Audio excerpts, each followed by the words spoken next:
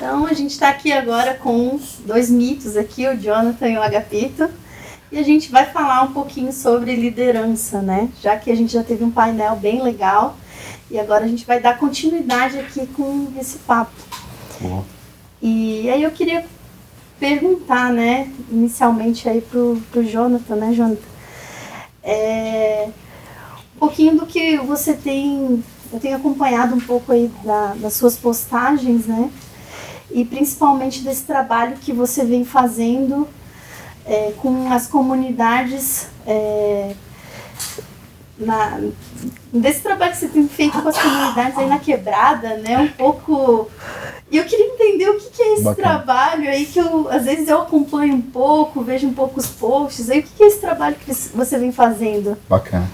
Eu acredito muito, obrigado na verdade pela oportunidade de estar aqui, pô. Todos vocês são minhas referências, a gente aprende, eu acho que um com os outros a gente vai trocando. Então, é muito bacana estar num ambiente como esse e de conseguir dividir conhecimento. Eu acredito muito no desenvolvimento do capital humano das pessoas. E eu vim de famílias muito humildes, de pouco acesso, e eu prometi para mim mesmo, depois que eu encontrei meu propósito, que eu não seria mais o primeiro. E que eu ia fazer de forma diferente para poder, de fato, impactar, através do conhecimento, da educação, a vida das pessoas, transformar a vida das pessoas. E o Descomplicando o Rolê do mercado de trabalho, de TI, ele é um resumo de tudo isso. Então eu comecei no início da pandemia fazendo mentorias de transição de carreira one-on-one, mas aí começou a expandir. Eu formei bastante pessoas, graças a Deus, e essas pessoas tinham outros desafios na empresa, que era, poxa, a gente falou muito de soft skills. Ela precisa agora saber falar em público, ela precisa agora passar da fronteira. E aí o desafio foi, eu vou pegar esses mentorados que hoje já são sênior, que eu já tem uma galera agora que já está bem posicionada, e vou colocar eles para poder falar, e a gente continua essa cadeia do bem. E aí foi o primeiro que rolou no Cubo. A gente fez a primeira edição, a gente lotou 100 pessoas, assim, tipo, em uma semana, lotou. Foi muito bacana, e sem nenhum patrocínio. E aí, o Banco Pan foi host desse segundo, e nesse segundo eu usei um pouco do network. Então eu já tinha também o canal da Jainpocket, que conectava um pouco do network, e eu comecei a conectar a galera, tipo, da AWS, o pessoal da Bit9, para ser o patrocinador, a Lura. E eles toparam o desafio e foi um evento maior, um evento para mais de 200 pessoas. Uau. A gente lotou aquilo e está transformando a vida das pessoas através de escola da nuvem, dando notebook para as pessoas estudarem, enfim, assim, o movimento está sendo contagiante. E o grande propósito por trás disso é de mudar a vida das pessoas, não ser mais o primeiro, de abrir novos portais. As pessoas às vezes acham que é impossível entrar dentro de um banco, entrar dentro do Cubo, e falar, não, olha como que é possível, olha como que é a estrutura. E de contar histórias, porque histórias conectam, né? Tipo, a história do Agapito conecta. Eu me inspiro, poxa, olha a história dele, que bacana. Olha a história da Bárbara. Enfim, a gente vai ganhando repertório e vendo que é possível chegar. Então, eu digo que é um evento de contar histórias e falar de tecnologia. E tá sendo muito bacana. E eu vejo muito essa questão da liderança, né? Porque a gente acaba sendo referência. E a gente não tinha essa referência. Eu confesso que não tinha uma referência para falar, puta, quero mirar naquela pessoa.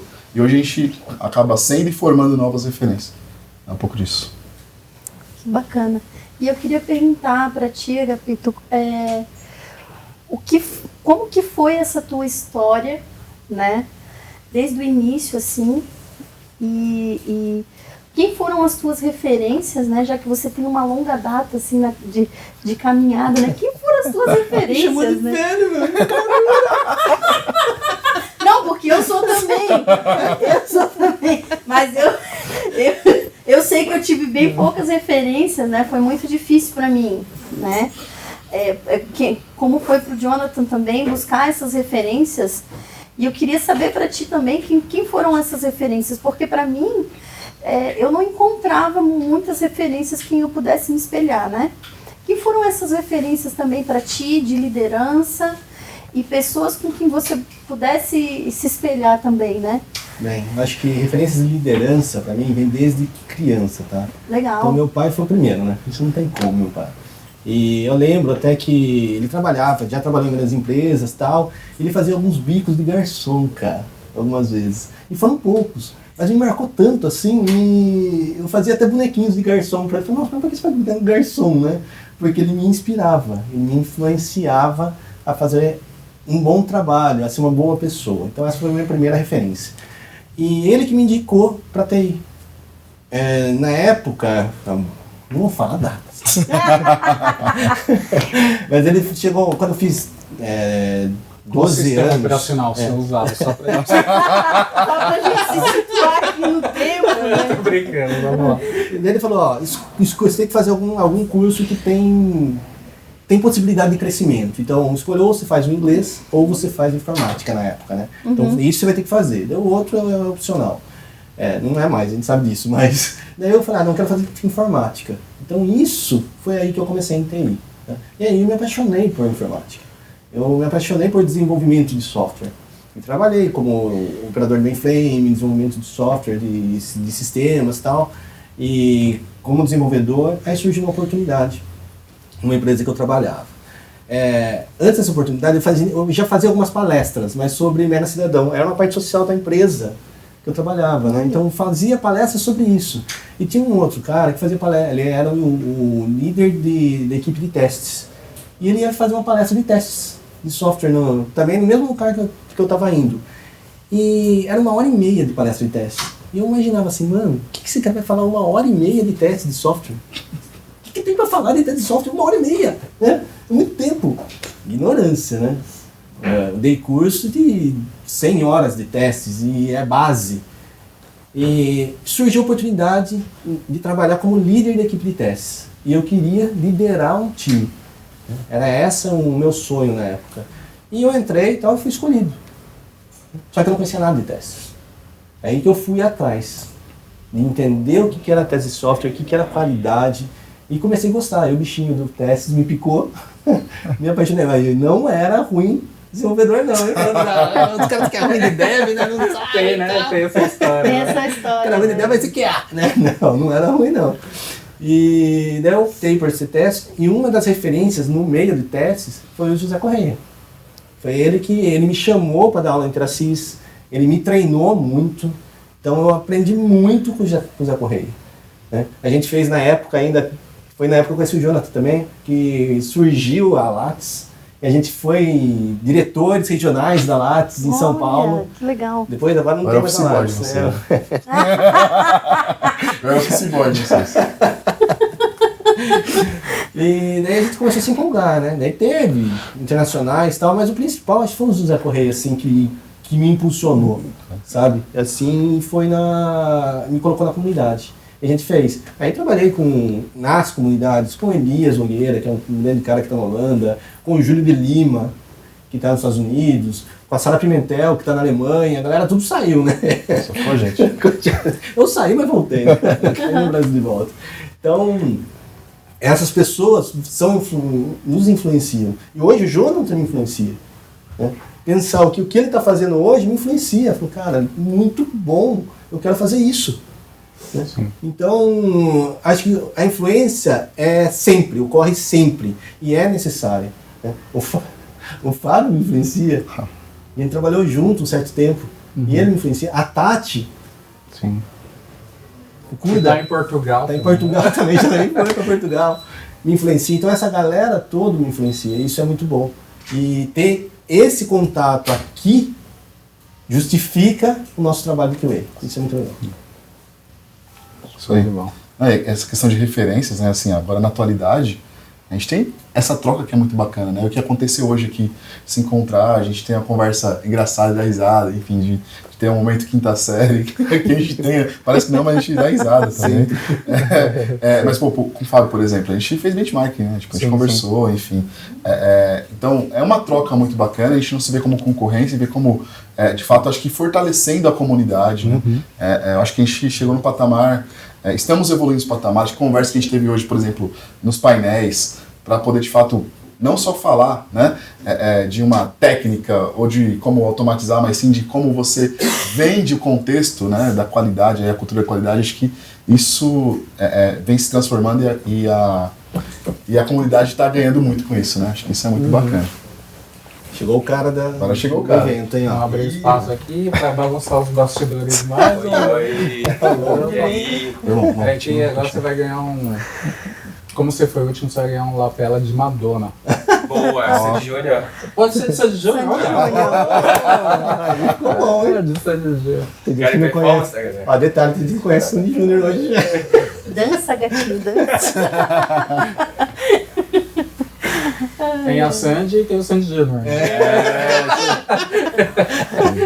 Duas entidades, né? São duas entidades separadas. Vamos deixar eu preparar aqui. Ó, agora sim. E o negócio é Outro propício. dia. Se tiver alguma ligação, você já... Prepara. Bom, e aí a gente estava falando aqui das referências, né, de liderança para das nossas vidas, né, na verdade, não só da nossa área profissional, mas o Agapito também mencionou das referências da vida dele, né, como pessoa, não só a referência profissional que a gente tem, né. E aí o que a gente queria te perguntar também, quais foram as tuas referências de liderança, né? O que você tem como base, assim, quando você se enxerga como líder? Legal, eu acho que uma das pessoas está aqui, que é a Bárbara. Eu conheço ela há muito tempo e a gente, principalmente lá na época, né, da RD, a gente trocou muita figurinha. A Bárbara fez um trabalho fenomenal lá, com aquelas métricas, acompanhamento do time, e aí eu comecei a olhar aquilo e falei, cara, como assim alguém consegue fazer aquilo realmente? Existe, né? Existe alguém que consiga fazer aquilo. Então eu comecei muito realmente a me espelhar na Bárbara como uma pessoa líder, porque ela trazia realmente não só um conteúdo teórico, mas ela trazia a prática, que é onde a gente mais tem a dificuldade no dia a dia, né? Porque falar, a gente consegue falar, mas agora colocar em prática, aí que é o grande problema, né? E eu via que ela conseguia, durante as palestras, durante o nosso papo, mostrar que além do que ela sabia falar, ela aplicava aquilo no dia a dia, né? Então uma das pessoas com certeza, né? O Elias Nogueira também foi uma pessoa que foi muita referência, principalmente na questão técnica, né? Quando eu comecei a mexer com o Appium, era quem eu incomodava. Então, o Júlio de Lima, essa galera aí também que confesso que eu sinto um pouco de falta hoje em dia nos eventos de qualidade. Essa galera não tá muito próximo, principalmente do pessoal novo, né? Sim. Porque o pessoal novo, eles têm uma mentalidade muito de eu só vou fazer automação, né? Pô, automação, mas qualidade é muito mais do que isso, né?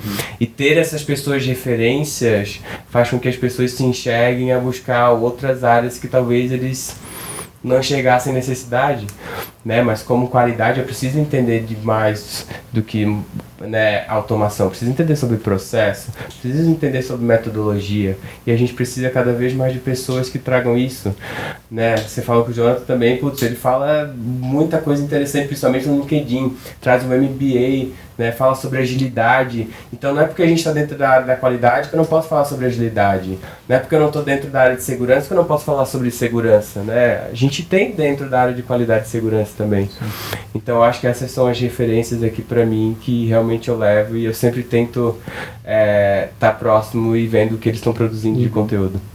Bacana. E a gente vê muito post no LinkedIn, você me lembrou aqui, de pessoas separando chefe de líder, e tudo bem, né? Faz muito sentido, né? Apesar que eu consigo ver uma caixa só, mas faz muito sentido quando eles destacam o que o líder se deve fazer e não fazer, né? E aí eles classificaram como chefe e líder. O que para vocês hoje que estão no papel de liderança, né? O que vocês acham que as pessoas buscam na liderança?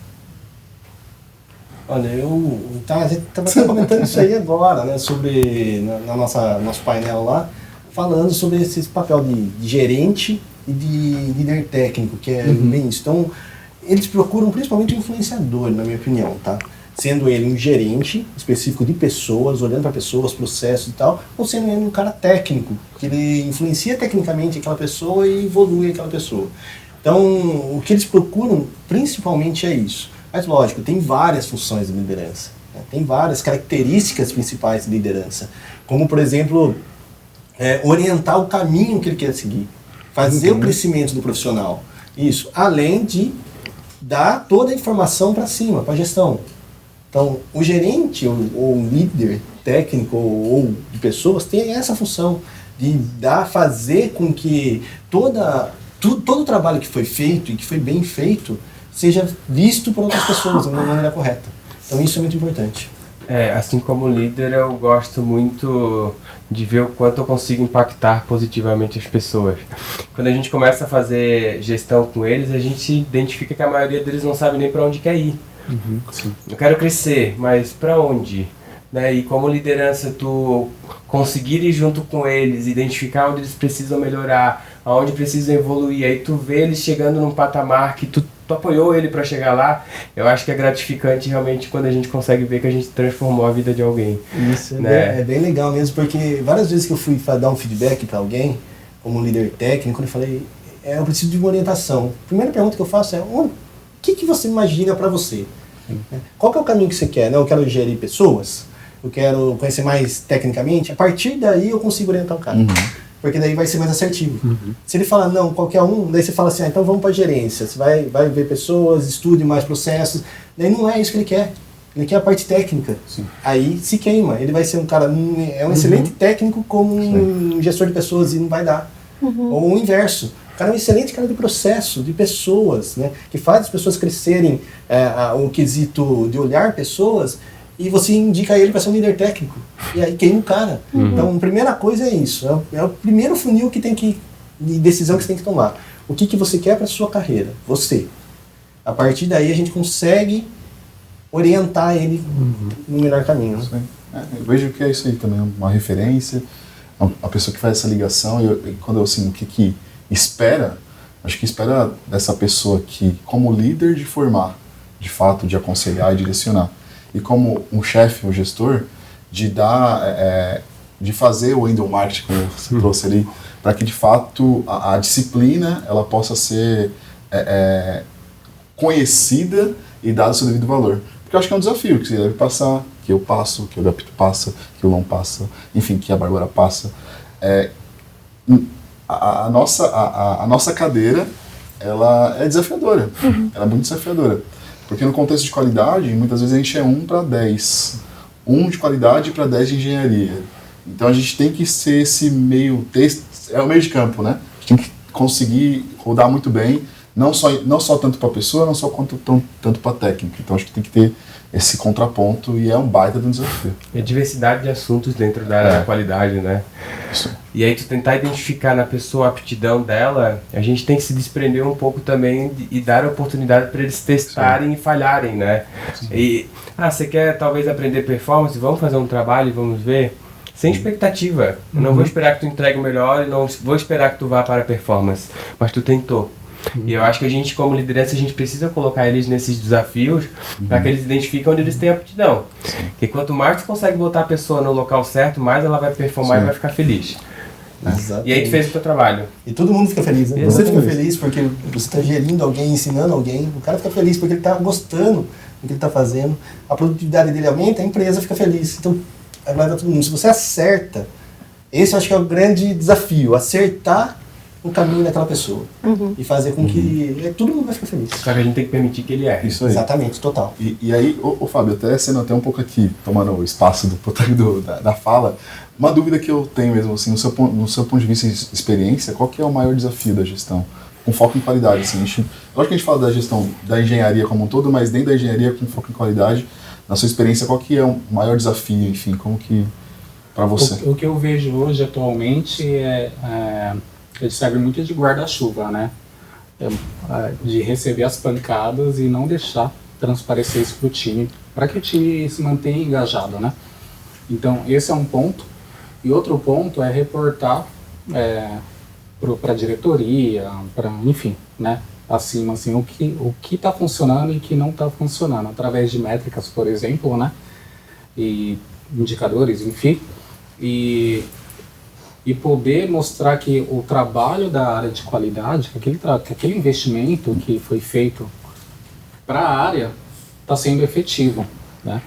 Então, além de ser protetor ali do time, de não deixar transparecer algumas coisas, tem o reporte, né? Por vezes, assim, eu acho que vocês devem passar muito por isso, né? De ter uma pessoa que não está performando muito bem, o meu diretor não precisa saber mínimo disso. Eu vou trabalhar aquele cara o máximo possível até ele voltar no eixo, porque eu enxergo o potencial, né? Senão não estaria ali comigo, ou enfim, não estaria na área. Então, esse é um dos principais desafios, assim, é trabalhar com pessoas, né? Tanto acima quanto abaixo. Você falou o real, né? São pessoas. Então, às vezes vão estar num bom momento e às vezes não vão estar. São as pessoas, têm problemas. E queira ou não queira, influencia no dia a dia. Né? Então, o líder tem que estar atento a isso, cara. Segura. Né? Que ele começa a influenciar o time negativamente por algum momento que ele está passando, aí você tem que, cara, segura, a gente vai acertar. E depois de um tempo volta ao normal. E isso é comum, né? São pessoas, a gente tem que olhar para isso. E a gente tem um ladinho psicólogo também, né? A gente tem um ladinho muito psicólogo e faz parte. Às vezes é só escutar. Ele só quer desabafar. Sim. E a gente precisa estar ali para isso. Né? E ao mesmo tempo a gente não pode absorver aquilo. E aí que tá o desafio, porque se a gente começa a absorver os problemas deles também, a gente vai começar ficando mal. E a gente não consegue dar o suporte para eles. E eu falando hoje com o Agapito num outro momento, é muito solitário, né? A gente não tem muito... Esse momento aqui é difícil. Você está no ambiente seguro para compartilhar, expor as suas vulnerabilidades. Você está no ambiente político. Então você não vai entregar para todo mundo, às vezes, alguma vulnerabilidade sua. Então acho que até essa conversa aqui é uma terapia, né? Poxa, a gente está trazendo aqui uma terapia. Pode ser um episódio, né? Terapia, enfim, vou criar aqui já terapia, enfim. Mas é uma terapia que a gente precisa, porque a gente precisa, pra gente conseguir ajudar a pessoa, a gente precisa se ajudar primeiro. Porque a gente vê muitas pessoas que são líderes em situação de depressão, em situações, às vezes, porque ela não consegue externalizar. E ela tenta se mostrar a fortaleza, mas ela tá ali recebendo, é o guarda-chuva, só que ela não tem um guarda-chuva para chover na pessoa. Só recebe pancada e trovoada, né? Falando isso aí tem até a questão do Storm, tá, gente? Temporal, pegando gancho. Já marquei o James lá. Então bom, então beleza. Mas eu acho que, de fato, isso é algo que eu venho refletindo bastante, que é uma coisa que eu defini que o topo é solitário. E isso é verdade, assim, o topo é solitário. Você tem um time que tá lá unido, enfim, você sabe que eles vão na mão da gente e faz parte, né? Tudo bem. Mas tem essa questão de, tipo, com quem que a gente troca? Com quem que a gente vai e expõe nossas vulnerabilidades? Porque ela pode ser vista como uma fraqueza. E alguém se aproveitar na maldade para poder fazer, criar um problema para você. Então acho que é um ponto que esses movimentos aqui são importantes de troca. Você sabe que eu ia até comentar isso antes de você ter essa fala, que algumas pessoas têm entrado em contato comigo para dar mentoria e, na verdade, eles estão na posição de liderança, porque eles vêm procurando mentores para conversar, porque eles precisam de alguém para mentorá-los na parte de liderança, justamente para resolver questões que eles não estão conseguindo resolver. E às vezes eu fico me perguntando, mas que questões são essas, né? Na verdade, são a própria carreira do líder. Eu quero uma mentoria na área da minha carreira. Por quê? Porque às vezes não é uma questão de eu não sei liderar. Não é uma questão de não saber liderar. São excelentes líderes, lideram muito bem. Mas é a questão de ter alguém para conversar e de, eu lidero muito bem um time, mas e eu? É isso aí. Tirar o peso, né? E eu agora? Eu preciso de alguém para conversar sobre eu. E a pergunta porque eu tenho pensado tanto sobre os meus liderados e tenho conduzido tão bem meus liderados e tenho conduzido tão bem a empresa com resultados e tá tudo indo tão bem, mas eu preciso agora pensar em mim. Então eu preciso de um mentor, porque eu quero uma pessoa que converse sobre a minha carreira comigo, que me ajude a trilhar um caminho comigo, que me ajude a trilhar alguns passos comigo, porque eu preciso de alguém que me ajude a pensar no meu caminho, no meu eu, porque eu penso tanto nos outros que eu não consigo mais pensar em mim mesmo, sabe? Eu acho que isso é um passo também de maturidade. Por quê?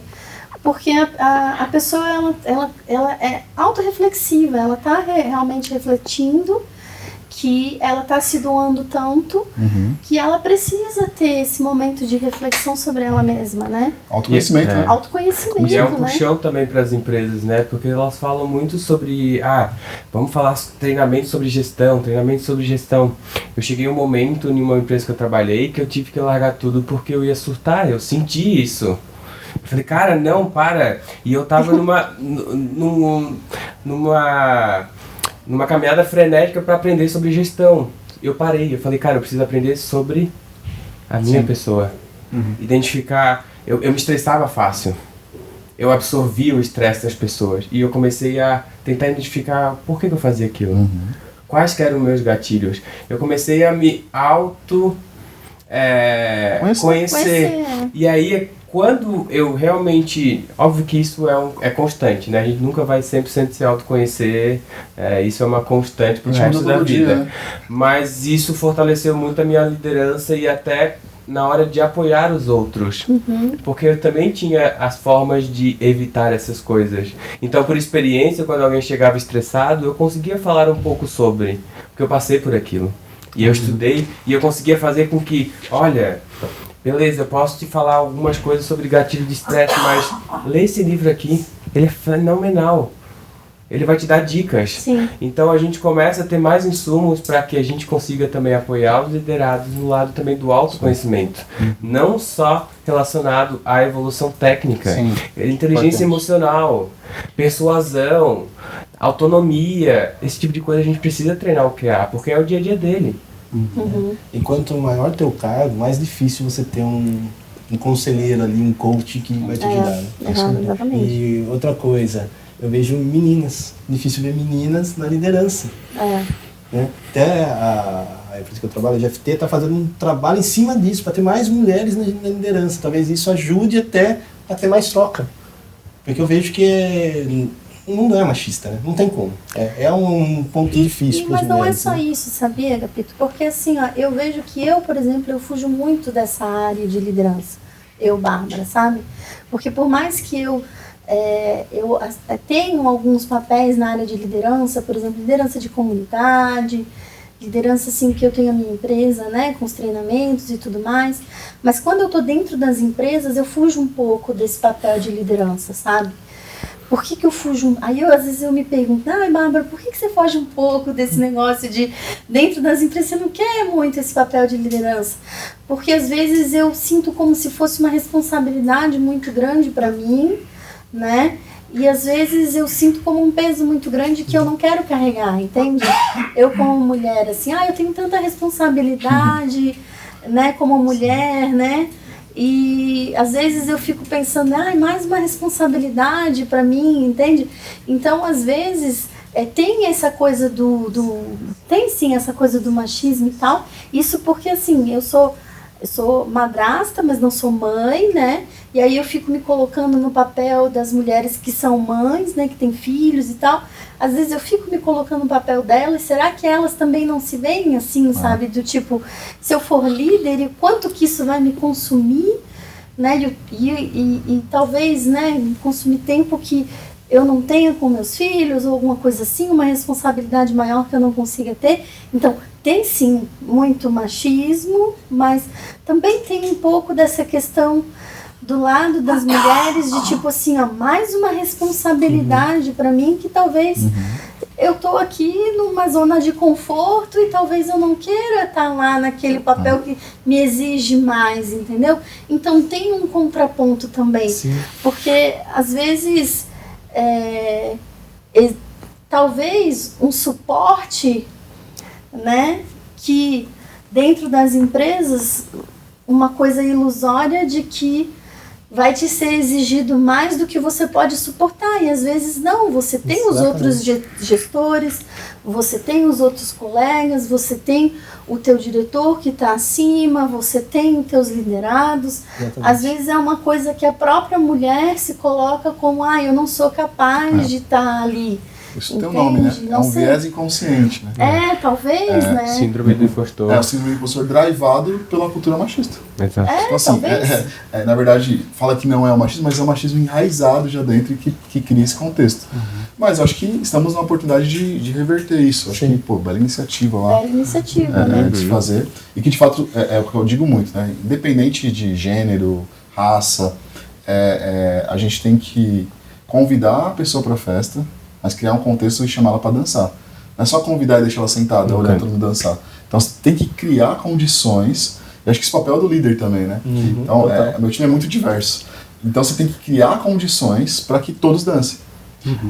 Cada minutinho vai ser a música de um, mas todo mundo vai dançar. E fazer as pessoas terem o prazer de dançar. Eu quero ser convidado. É um baita desafio da liderança. De ter um time diverso, de fato, pessoas diferentes de você, que te questionem, que tá ali, ó.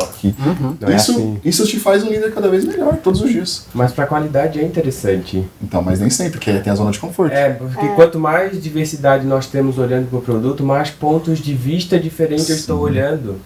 Mas demanda muita gestão. Demanda. Muito esforço. Mas é muito necessário, principalmente nos dias de hoje. E cabe a gente fazer o que você fez uma época, ou está fazendo ainda, né? De encontrar novos líderes. Entendeu? A gente sabe, porque a liderança começa a despertar. E você percebe que o cara começa a ser líder. Mesmo ele não tendo papel. Tá? Mesmo a pessoa não tendo papel. Você começa a aquele cara lá tem potencial. E aí olhar e chamar esse cara para dançar. Vem aqui, ó. Vocês estão preparando líderes para substituir vocês? Essa é uma pergunta. Opa! Atualmente eu tenho 3 que eu estou desenvolvendo. 2 mulheres e um homem. E a ideia é justamente a gente ter essa diversidade de pensamentos de pessoas no time para que a gente não tenha só um tipo de gestão. Bacana. Então a gente precisa estimular isso em todos os lugares. Eu formo também, mas eu volto à pergunta. Qual que é o próximo passo para nós? Vocês já chegaram a desenhar o próximo passo? Porque parece que, assim, para algumas pessoas pode ser que aqui é o teto, em qualidade. Eu não vejo mais papel de superintendência de qualidade. Qual que é o próximo passo? Tô preparando, tá bom, mas em que momento eles vão assumir? É um assunto, né? Só uma bomba. Não, mas minha pergunta é independente. Tira você da jogada. Tá, entendi. Então. Tira você da jogada. Porque assim, se você, por uma grande sorte, você é contratado aí pelo Google, sei lá, qualquer uma empresa aí dos seus sonhos, você largar aquilo lá não pode ser destruído. A área que você demandou muito tempo para construir. Quem que está preparado para assumir? Então você tira você da jogada, legal, você Tem que pensar. parar em pé. Então preparar novos líderes é preparar o terreno, né, o salão da dança, Isso aí.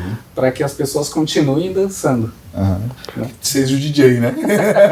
Seja o DJ lá, enfim. Esses tempos atrás eu estava conversando com o nosso gestor, o Leis, que trabalha lá no GPT, e estava falando isso para ele. Falei, olha, a gente está com dificuldade de encontrar sêniors. Encontrar sênior mesmo. Fala assim, cara, é um cara bom para atuar aqui e o cara resolver. Mercado, né? E tá difícil encontrar no mercado, porque no mercado você procura muita gente, os sêniors bons tá tudo empregado. Tudo empregado.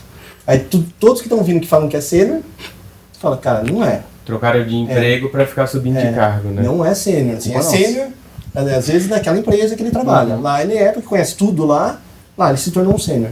Mas na hora que você olha pro mercado, ele não é sênior ainda. Ele tá cru ainda, né? Então daí a gente começou a pensar em como fazer isso. E aí que caiu nessa. Vamos treinar a galera interna? Vamos pegar o pessoal que aqui a gente considera sênior e tem potencial para assumir isso. Então começamos a fazer esse trabalho lá também, né? E fazer para criar os sêniors lá. E tá fluindo. Bacana. Isso é muito legal. A gente tem uma iniciativa que a gente está fazendo que é um QA Academy. Isso aí. É o mesmo nome. É o mesmo nome? Copiou. E a gente está estimulando justamente os próprios QAs a darem o treinamento. Isso, né? Eu tenho um QA lá que manja pra caramba de performance. Você vai apresentar sobre performance. E é jogar esse pessoal também, porque eu sou da pessoa que se tu chegar perto de mim, eu te puxo pra fazer palestra comigo. Eu gosto de ver as pessoas se estimulando. Tu não precisa nem convidar, né? Mas eu gosto de ver as pessoas falando, porque eu aprendo, pode ser o mesmo assunto, mas eu aprendo aquele assunto de um ponto de vista diferente. Então ver uma outra pessoa falando lá, né, e o que às vezes é difícil na nossa comunidade, que fica sempre as mesmas pessoas falando, né? Não que seja algo ruim, mas eu gostaria de ver outras pessoas, outros pontos de vista diferentes. E nós, como liderança também, a gente precisa estimular o nosso time a fazer isso. Joga eles na fogueira, vamos junto. Né? Eu costumo assim, ó, se tu não quer fazer sozinho, eu vou contigo, eu fico do teu lado. Deu um branco, eu tô aqui, mas tu vai tocar o negócio.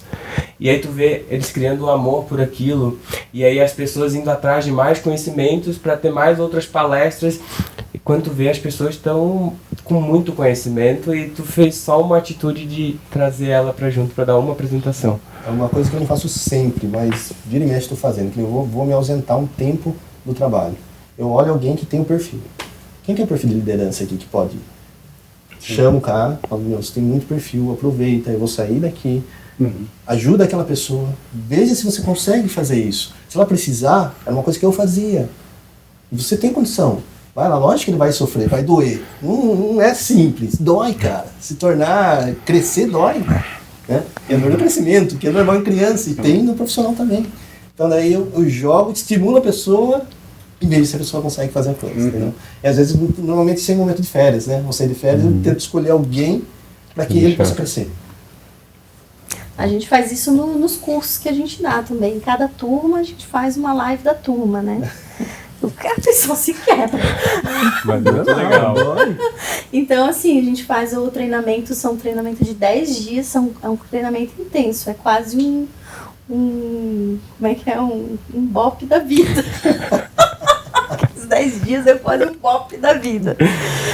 E aí o pessoal disse, depois tem a live da turma. Então tem que pegar um assunto daquele do treinamento, tem que fazer uma live, né? E aí o pessoal bora estudar para fazer a live. E aí o pessoal faz a live da turma.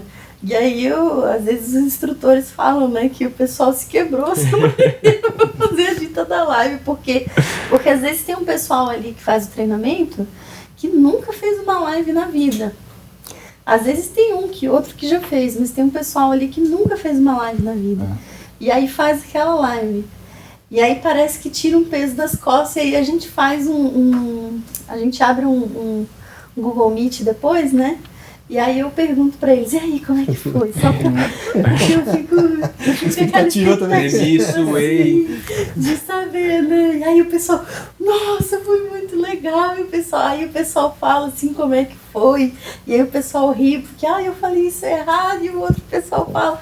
Cara, o melhor momento é, depois de fazer a live, você abrir uma reunião com eles pra perguntar pra eles qual foi a sensação de eles ter feito a primeira live da vida deles. Sabe o que é isso? Porque é muito gostoso. É mostrar uma liderança que você é, tá vendo? Adrenalina, né? Uma adrenalina boa. É uma coisa muito gostosa de você ver o brilho no olho deles, assim, de eles ter feito, conseguir fazer algo que eu não tinha feito antes, assim, é muito gostoso. Pessoal, a gente precisa encerrar, mas eu não queria que esse papo parasse por aqui. Gostaria de promover mais um encontro, nem que seja online, pra gente continuar aqui. Vocês topam? Opa, com certeza. Fechou. E obrigado, pessoal, por acompanhar a gente, nossos bastidores aqui também, perfeito, o dia inteiro. Eles não aparecem. Aparece aqui, vai. Aqui, vem cá do lado, por favor. Vem cá, força. Acho que é só o Fábio que tava aqui o dia inteiro, a Bárbara. Eu vim na frente. A galera aqui, ó. Cara, eu só vim aqui ficar falando, eles que trabalharam pra caramba. E quando eu tava lá, falando, tem que ir lá fazer um podcast, um videocast e tal. Foi 5 lá, os caras. Eu vou. Tem que ir, né? Pegou uma Brincadeira. Tá todo mundo aqui, tá faltando um. Tá faltando um. A gente faz uma estátua assim pra gente tirar um print da tela aqui. Muito obrigado, pessoal dos bastidores também. Top demais. Muito bom. Valeu, galera. Agora pausa e sorriso e isso. Aí. Bom, obrigado. Muito obrigado. Parabéns. Parabéns. Cuidado, caiu o negócio aí.